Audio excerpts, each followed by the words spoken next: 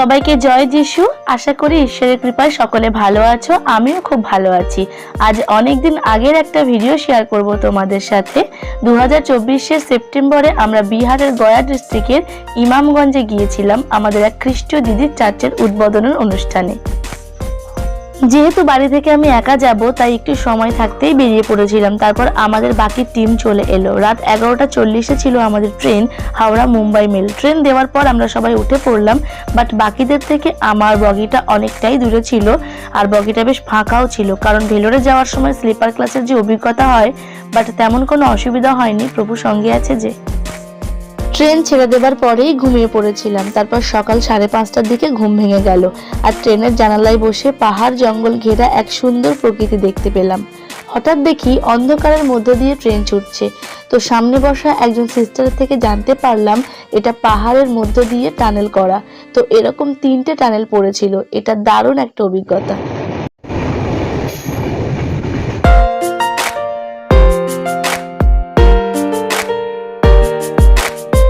সকাল 6:45টায় আমরা পৌঁছে গেলাম গয়া জাংশন স্টেশনে। সেখানে স্টেশনের কাছেই আমাদের এক পরিচিত পাস্টার আঙ্কেলের বাড়িতে আমরা একটু ফ্রেশ হয়ে রেস্ট নিলাম।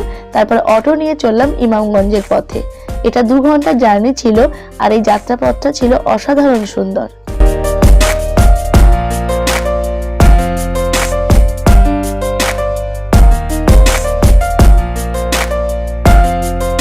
দু ঘন্টার জার্নির পর আমরা চলে এলাম ইমামগঞ্জে আমাদের প্রিয় রাখি দিদি ও পবন ভাইয়ার বাড়িতে, যেখানে আগেই ফেপা দিদি ও যমুন ভাইয়া চলে এসেছে। তো বাড়ির ভেতরে ঢুকেই দেখতে পেলাম প্রার্থনা ভবন আর ডান দিকে সিঁড়ি দিয়ে উপরে থাকবার জায়গা। সন্ধ্যা থেকে প্রার্থনা শুরু হবে, তাই স্নান করে খাওয়া দাওয়া করে আমি, অরিন্দম ভাই আর একজন কাকু মিলে নতুন জায়গা এক্সপ্লোর করতে বেরিয়ে পড়লাম। দেখো এই লম্বা ঘাসগুলো হাওয়ার দোলাতে এত সুন্দর দেখতে লাগছিল। বেশ ফাঁকা ফাঁকা এলাকা, জনঘনত্ব কম। কিছু স্থানীয় ছেলে মেয়েদের সাথে পরিচিত হচ্ছিলাম। যেহেতু ওরা আঞ্চলিক হিন্দি বলছিল তাই জানছিলাম কোন গাছকে কি বলে ওরা। কাশফুল দেখতে পেয়ে একটু ফটোশুটও করে নিলাম।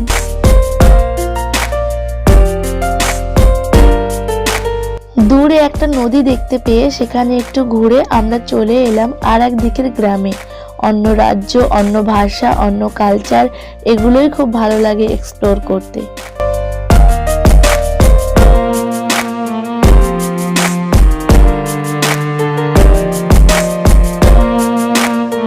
আমরা একটি পাথরের উঁচু ঢিবি মতো জায়গায় এসে পড়েছি, যার ওপরটা জুড়ে গ্রাম তৈরি হয়েছে, যেখানের মানুষগুলো খুব দারিদ্রতার মধ্যে বসবাস করে। একজন হাজব্যান্ড ওয়াইফকে দেখলাম কিছু গাছের শিকড় কাটছে। ওদের অনুমতি নিয়ে এই ক্লিপটা নিলাম। এগুলো বেচেই ওনারা জীবিকা নির্বাহ করে।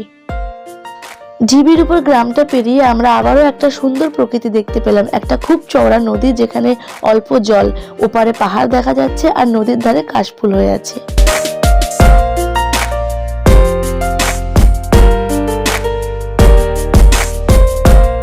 সন্ধ্যের আগেই আমরা ফিরে এলাম। দেখো রাখি দিদির পরিবারের ও মণ্ডলীর বাচ্চারা কি সুন্দর আরাধনা করছে। সত্যি যেসব বাচ্চারা ছোট থেকেই এরকম প্রার্থনার পরিমণ্ডলে বড় হয় তারা কত লাকি।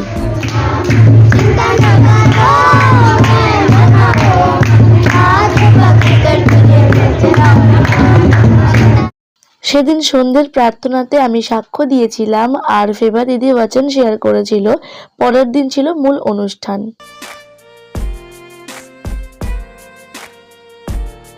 নাচ, গান, সাক্ষ্য, বচন সব মিলিয়ে পবিত্র আত্মার উপস্থিতিতে এক আত্মাতে ভরপুর সময় কাটিয়েছিলাম।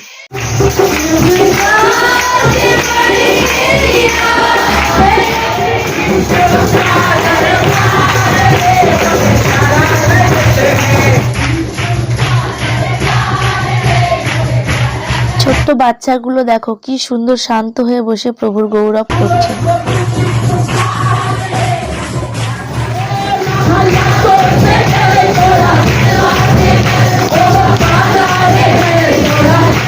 রাখি দিদি, পবন ভাইয়া এবং দুবাই থেকে আসা জেরোম ব্রাদার সাক্ষ্য শেয়ার করলো। পাস্টার যমুন ভাইয়ার বচন শেয়ার করার পর আমি হিন্দি ভাষী ভাই বোনদের পায়ে পায়ে এগিয়ে যাব গানটা শেখালাম।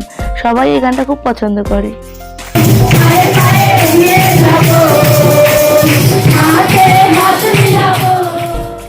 সুন্দর একটা দিন কাটলো, সাথে ছিল দারুণ খাবার। পরদিন দুপুরে খাওয়া দাওয়ার পর আমরা বেরিয়ে পড়বো। অটো চলে এসেছে আর রাখি দিদির ছোট মেয়ে রুথ আমাদের গান শোনাচ্ছে, খুব কিউট।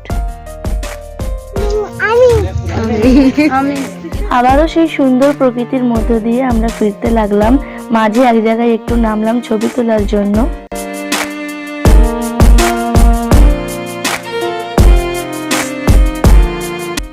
স্টেশন লাগোয়া বাজারে নেমে দেখতে পেলাম বিহারের ফেমাস খাবারগুলো, লিট্টি চোখা, হান্ডি মাটন।